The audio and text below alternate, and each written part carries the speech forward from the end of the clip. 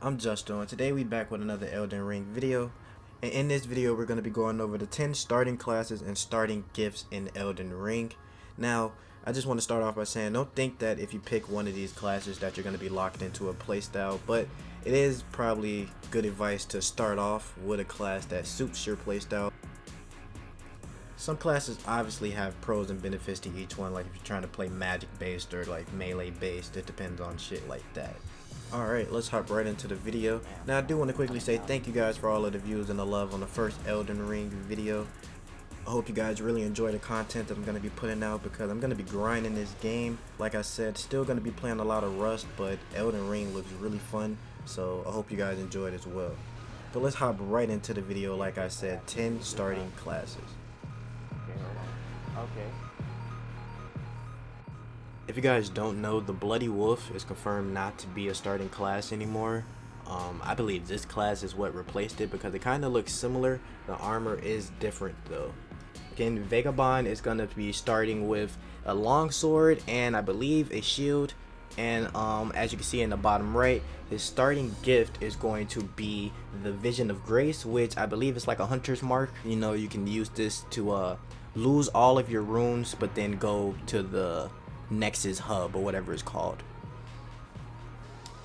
So honestly, I'm leaning towards a Vagabond class. I don't know. It's either going to be Vagabond, Samurai, or I can see myself doing Hero. But we're going to move on to the Hero class now, which actually used to be called Champion, but they changed the name to Hero. I don't know why, but it was called Champion in the closed network test. Now this class is going to be a high faith as well as a high strength class, so this class is also pretty good for like some kind of sorcery strength build.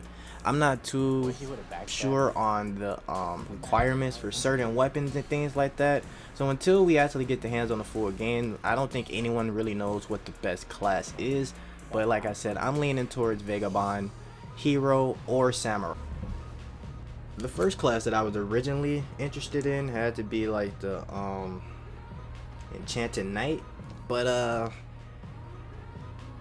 I think it might still be a viable class, but I don't know. It starts off with the highest intelligence. It has the best shield in the closed network test. That was pretty cool. I think that was the only class that could use that shield. Also, you start off with a magic staff, so this is probably one of the better magic classes if you're going for strength magic build. I'm basing pretty much this whole video off the build that I want to make, which is strength magic. Now we're moving on to warrior and bandit. The dex builds don't really use dexterity much, but if you do, I would recommend probably using warrior or samurai. Samurai is also a good option for dexterity.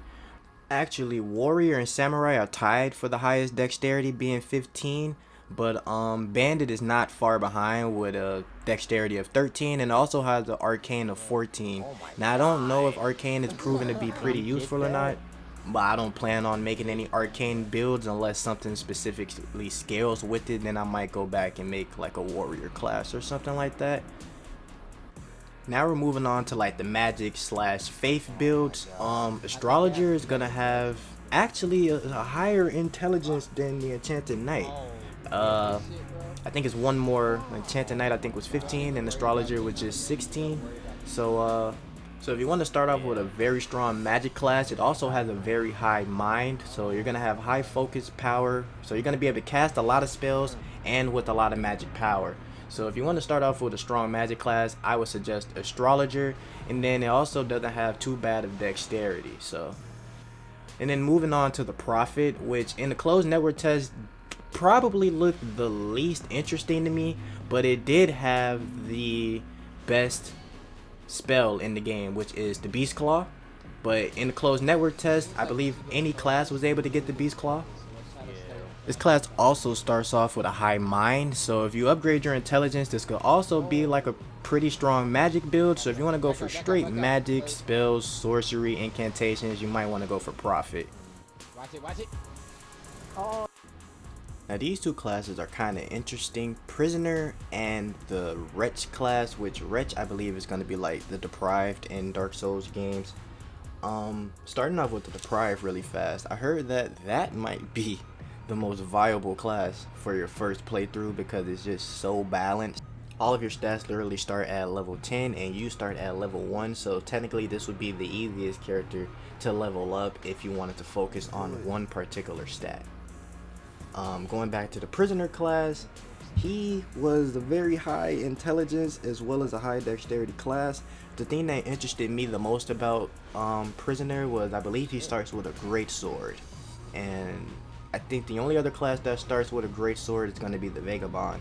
So like I said, this is all personal preference, and in the long run, if you're going to be playing this game for a long time, it's probably not really going to matter what class you originally start off with. I also did hear that this game might have a respec option, so keep that in mind as well. But I'm going to keep this video as short as possible. If you watched this video all the way to the end, I just want to say that I really do appreciate you. But as always, if you enjoyed this video, don't forget to leave a like down below. Don't forget to subscribe. Also leave comments. I love the feedback. I love the love. All of that shit. But I'll see you guys in my next video. Don't forget about the daily streams. Link in the description.